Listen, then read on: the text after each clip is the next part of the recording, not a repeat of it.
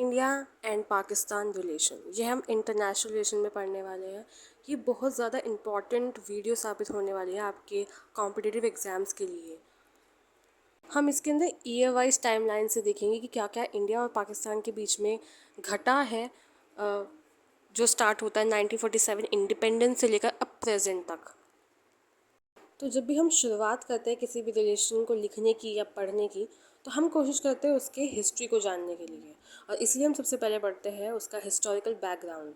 तो हमारा historical background एक साथ ही स्टार्ट होता है, जाहिर सी बात है, 1947 से, जो कि हमारा इंडिपेंडेंस एरा बोला जाएगा जिसे। तो जैसे कि हमें पता है कि ब्रिटिश इंडिया जो है, उन्होंने फर्स्ट डिवाइड करा था एक स्टेट को, जिससे कट के पाकिस्तान बना, और वो अपने इंडिपेंडेंस बनाते हैं 14 अगस्त 1947, मतलब कि 14 अगस्त को।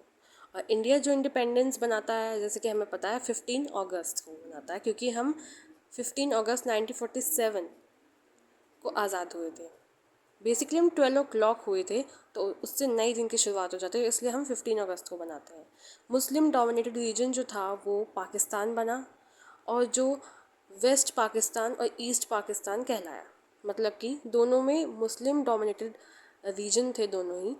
तो उसमें से दो पाकिस्तान बने थे, जिसको सबसे पहले हम बोलते हैं वेस्ट पाकिस्तान, जो कि अब पाकिस्तान है, और जो ईस्ट पाकिस्तान है लेटर 1971 में बांग्लादेश बना था। तो जब हमें इंडिपेंडेंस बनी तो तीन देश बने थे, वेस्ट पाकिस्तान, ईस्ट पाकिस्तान जो अब बांग्लादेश है, और इंडिया। पाकिस्तान के फाउंडर मोहम्मद अली जिन्ना जो थे, और जो पहले गवर्नर जनरल थे, उन दोनों व्यक्तियों की, उन दोनों कह सकते हैं बहुत ही इम्पॉर्टेंट लोग जो कहला सकते हैं पाकिस्तान के लिए, वो सितंबर 1948 में ही उनका सफ़र ख़त्म हो गया था। और जो वहाँ के पीएम थे लियाक़त अली खान, उनको भी असैसिनेटेड कर दिया गया था 1951 में। तो अब इससे वहाँ पे सिचुएशन थी वो बहुत ज़्यादा क्रिटिकल हो गई थी। वहाँ पे पॉलिटिकल वैक्यूम क्रिएट हो गया था, क्योंकि कोई भी एक तरीके से एक लीडर नहीं था उनके पास।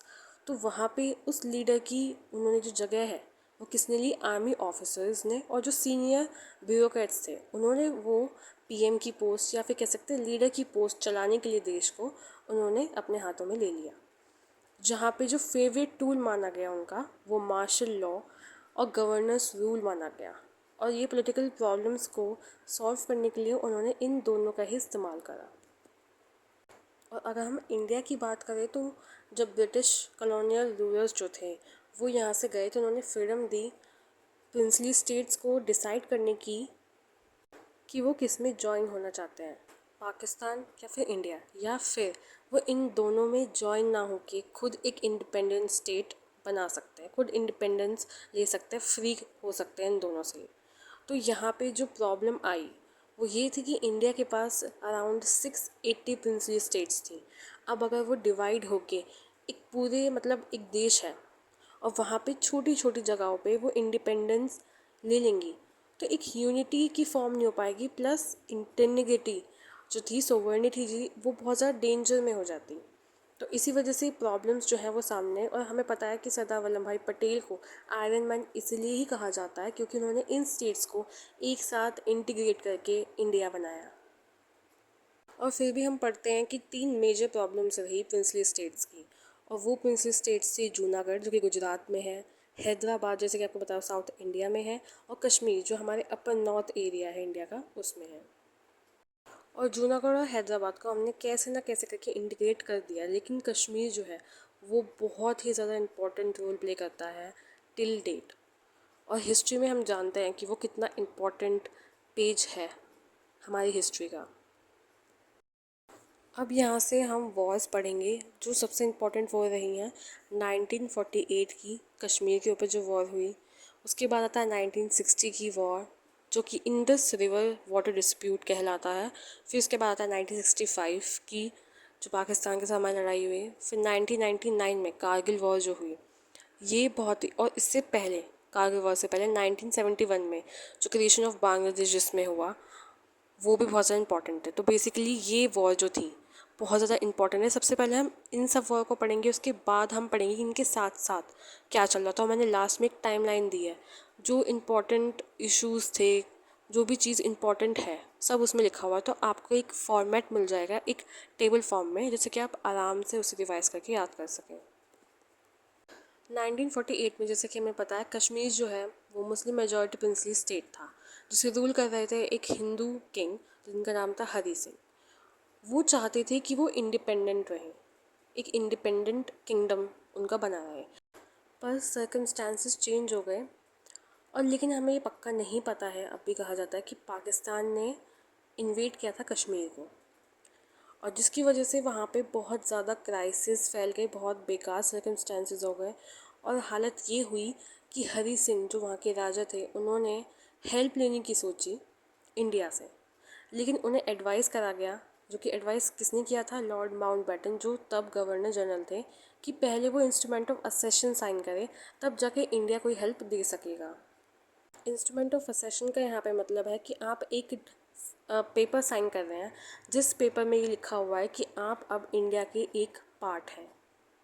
और इन्होंने इसे साइन भी किया 26 अक्टूबर 1947 में, और फिर हमने उनकी हेल्प करी।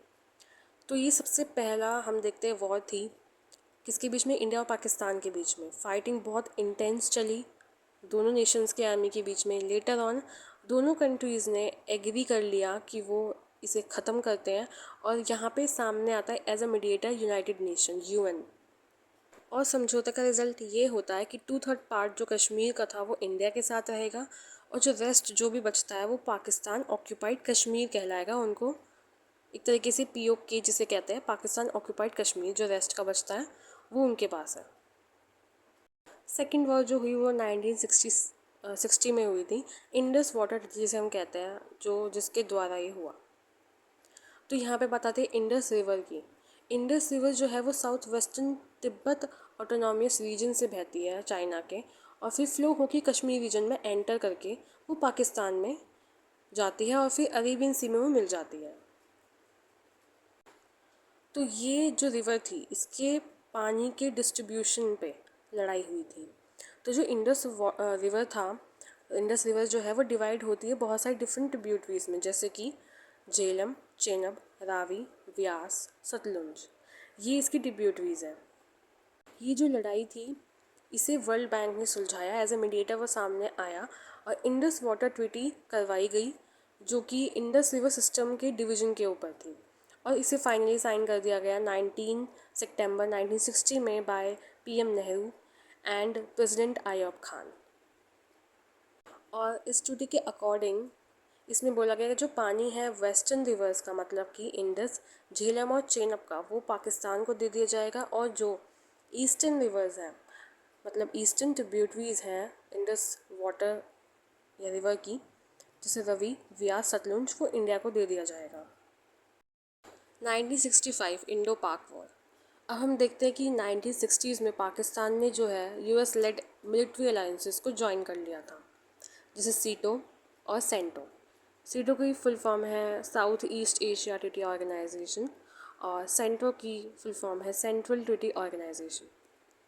अब जब पाकिस्तान ने इतनी पावरफुल मिलिट्री ऑर्गेनाइजेशन अलायंसेस को ज्वाइन कर लिया था, तब उसे एक चीज़ डिसाइड करी अयूब खान, जो मार्शल अयूब खान थे पाकिस्तान के, कि एक सोल्यूशन हो सकता है कश्मीर इशू का लड़ाई करके। अब उन्हें मिलिट्री एड तो मिल ही रही है, तो कॉन्फिडेंस में आके उन्होंने क्या करा, हमला कर दिया इंडियन पोजीशंस पे, इंडियन आर्मी पे, और यहाँ पे काफ़ी इंटेंस सिचुएशन हो गई। तो यूनाइटेड नेशन जो है, UN जो है, वो सामने आया एज अ मीडिएटर, और सीज फायर ब्लॉक्ड हुई, और डिप्लोमेटिक रिलेशंस स्टैब्लिश करने के लिए सोवियत यूनियन ने भी इनिशिएटिव लिया, और सोवियत यूनियन की ही वजह से UN जो एज अ मीडिएटर सामने आया, और एक ट्रीटी साइन करी गई ताशकंद उज्बेकिस्तान में PM लाल बहादुर शास्त्री और पाकिस्तान के प्रेसिडेंट अयूब खान के बीच में, जो कि हुआ 10 जनवरी 1966 में। तो ये इस वीडियो का पार्ट 1 था, जिसमें हमें 1965 की वॉर तक पढ़ा। अब इसके बाद स्टार्ट हो जाता है 1970 वॉर, और बाकी की जो सिचुएशन अब तक प्रेजेंट में है हम सेकंड पार्ट में उसे पढ़ेंगे। यहाँ तक देखने के लिए थैंक यू। प्लीज़ चैनल को सब्सक्राइब करें, वीडियो को लाइक करें और शेयर करें, और कमेंट करें कि आपको ये वीडियो कैसी लगी, और आप किसी और टॉपिक पे अगर चाहते हैं वीडियो तो आप वो भी कमेंट कर सकते हैं। Thank you.